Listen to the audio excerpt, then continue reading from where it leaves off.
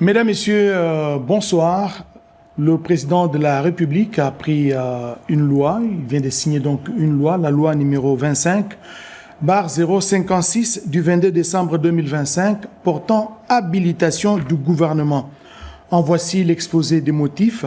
Le gouvernement de la République a inscrit dans son programme d'action inspiré par les engagements du président de la République, chef de l'État, pris lors de sa dernière campagne électorale, un certain nombre de priorités, au nombre desquelles figure la restauration de la paix, l'assainissement de la gouvernance économique et financière pour faire face à des défis structurels liés notamment au climat des affaires. La restauration de la paix exige, dans le contexte actuel de notre pays qui fait l'objet d'agressions dans sa partie est, d'une part, le maintien de l'état des sièges en cours et d'autre part, les réformes du système judiciaire militaire en vue d'assurer la discipline et de lutter contre l'impunité. Quant à l'assainissement de la gouvernance, il y a lieu de relever l'impact négatif de la corruption et du détournement des deniers publics sur la gouvernance et sur la vie de la nation. La lutte contre ces fléaux devient plus qu'une urgence et recommande la mise en place d'un dispositif judiciaire moderne spécialisé à la répression des infractions économiques et financières, ainsi que des autres comportements assimilés et complexes pouvant impliquer de mécanismes internationaux. L'introduction dans la structure du système fiscal congolais dès le 1er janvier 2026 de l'impôt sur les sociétés et de l'impôt sur les revenus des personnes physiques appelle l'adaptation des dispositions relatives à l'imposition des revenus contenus dans les législations spécifiques comportant un régime fiscal, à savoir les codes miniers, les codes des investissements, la législation portant régime général des hydrocarbures et la législation portant principes fondamentaux relatifs à l'agriculture.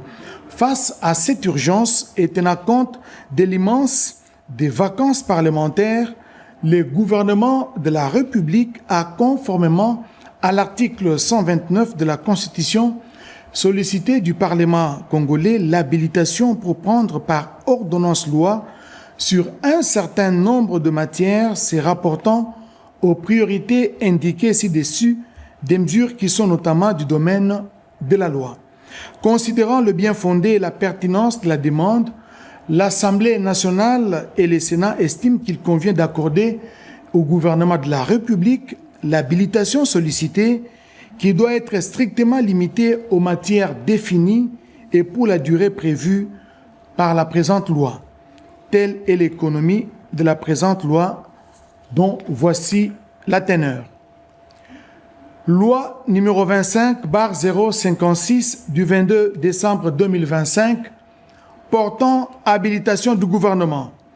L'Assemblée nationale et le Sénat ont adopté.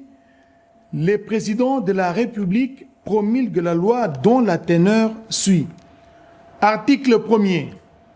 La présente loi habilite le gouvernement à prendre par ordonnance-loi les mesures telles que précitées, telles que reprises à l'article 2 de la présente loi, conformément à l'article 129 de la Constitution. Article 2.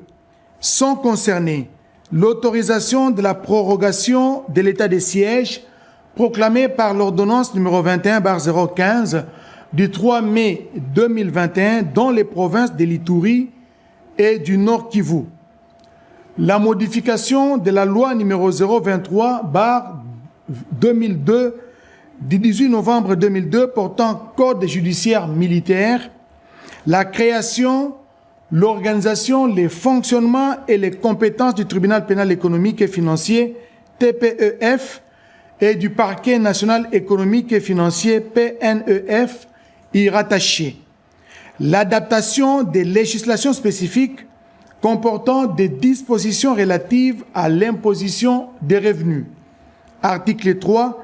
Les délais d'habilitation accordés au gouvernement prend cours pour toute la durée des vacances parlementaires, soit du 16 décembre 2025 au 14 mars 2026. Article 4. Enfin, sous peine de caducité, Les ordonnances lois prises en exécution de la présente loi doivent faire l'objet des projets de ratification à déposer à l'Assemblée nationale et au Sénat dans les 60 jours de leur publication au journal officiel de la République démocratique du Congo.